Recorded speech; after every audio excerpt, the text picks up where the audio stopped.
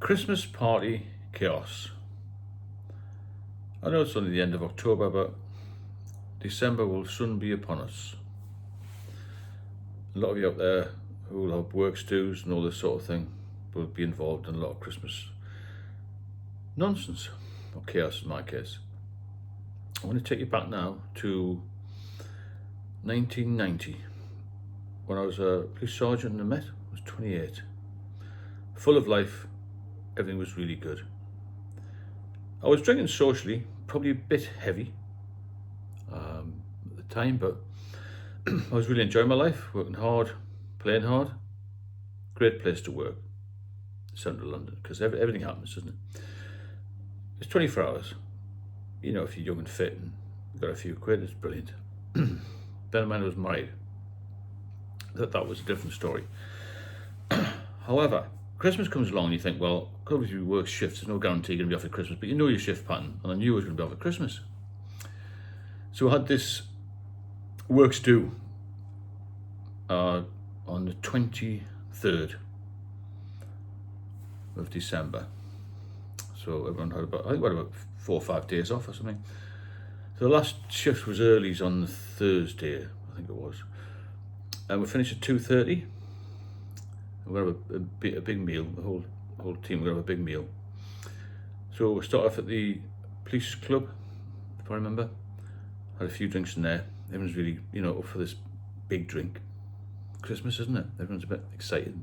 Lights are fantastic on Regent Street. Everyone's on a bit of a high, particularly me. I thought, this is a great excuse to get really hammered, I'm going to be off for a few days. I'd promised out of the half I'd be back home by midnight, as you do. Because I think 10 hours of drinking is fair enough, isn't it? Anyway, I had a few drinks, had a meal, and the chit chat goes, and a bit of a disco thing, and the usual Christmas party nonsense. But mine descended into chaos. So a lot of people started to leave 6 o'clock, 7 o'clock to go back home. I knew the last underground out east to Epping was about 11:30 p.m. But as many of you will know, once you get the taste for it, that just disappears. Any sense of responsibility, in some cases any loyalty and all this sort of thing, and the financial situation just, will be plenty of money in the bank next week, that sort of thing. So we spend too much, don't we? So I ended up with about 4 or 5 of us putting £50 each in a whip. £50 then was a lot of money. We toured various pubs all around the West End, Soho, Mayfair, that sort of thing. And then a couple of us decided, bollocks to the last train, we'll just wing it, whatever that means.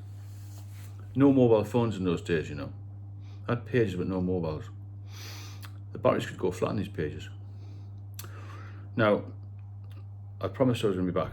Obviously, that time it went. Ended up in this club called Hombres Club, which is, some of you who are a bit older will know, it's just off Oxford Street, north side. This mate of mine, I'll just call him John. Started drinking there. It was 50 pence a drink, which is good, isn't it? Half a lager, 50 pence. You get gin and tonics, 50 pence, but I didn't drink spirits, but I had lots and lots of lager. You can imagine I'd been drinking from 2:30, so I was still pretty good. I never really got to the point where I was falling over, staggering over. I never got any trouble when I was drinking. I was just drinking. I was quite a happy drunk, A little bit wild, but not too bad. So I carried on drinking, met a few people in there. Eventually, John disappeared. I don't know where he went. I can guess where he went, but he just disappeared. As I said, no mobile phones, couldn't get in touch with them, so I thought I might as well just stay here, this club. And I met 2 women who were big drinkers. I could tell were big drinkers. And purely there for the drink, I'm thinking, oh, look, I was so into the drink, it used to make me feel really good, So after about 12 hours drinking, still in this club, I think it closed about 3 o'clock in those days, 3 a.m. They said, "You've had another drink." Well, when you're an alcoholic, or a heavy drinker I was then, may have been an alcoholic, I don't know. Of course we do, that's where we're going to go. Well, we have a pub. I thought, well, great, I'll jump in a taxi with these 2 women. Went to this pub. I didn't know where I was going because I lived out East London, but I didn't know all the, the smaller areas of parts of East London. It's a big city, isn't it? I lived there for a long time, but I still wouldn't know everywhere, every little nook and cranny. So I got into this pub, it was all in darkness. They actually owned it, but they had a manager in there. He disappeared, the pub was empty. So I just remember walking into this pub, and it was in darkness, but the only thing that was lit up was the pumps, the beer pumps.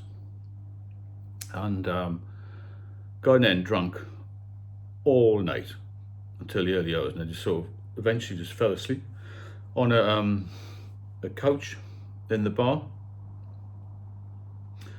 And I woke up with only one of them there. I don't know where the other one'd gone. And I thought, I started panicking. You get this blind panic when you wake up. It's like, what's happened to me? Where's my warrant card? Have I got my money? I've still got my watch, all this sort of thing. I knew they weren't going to rob me, but when you wake up, you're disorientated. I thought, well, I know I'm in the UK. I've got friends who ended up in Paris once, but that's a different tale. Now, I thought, God, I'm going to have to go. So I woke this woman up, so I'm going to have to leave. Got to go. Oh, okay. So I let myself out, and it was quite a bright day, freezing cold, obviously, it's December, isn't it? And the sun hit your eyes and you get a massive headache, and I thought, I don't know where I am. So I asked this local vagrant, because vagrants know everything about everything, because they're on the street, aren't they? He said, you're in Stepney Green, mate. I thought, Stepney Green, that's East London, isn't it? Not the best part, maybe not the worst part, I don't know. So I'm panic again, I've got to get home. Bear in mind, I've been away from home for more than 24 hours at this point. I was supposed to be back at 11 p.m. the previous night. So I managed to find Stepney Green Underground, that's where it was. And I think I've got to go in the city of London. I'll get loads of different underground trains to get back out to Epping. And I think it was, she was out doing some shopping or something. Anyway, basically the drink spoiled the whole of Christmas, as you can imagine. And it wasn't a break for me, Christmas. It became just a few days of topping up with drink, arguing, and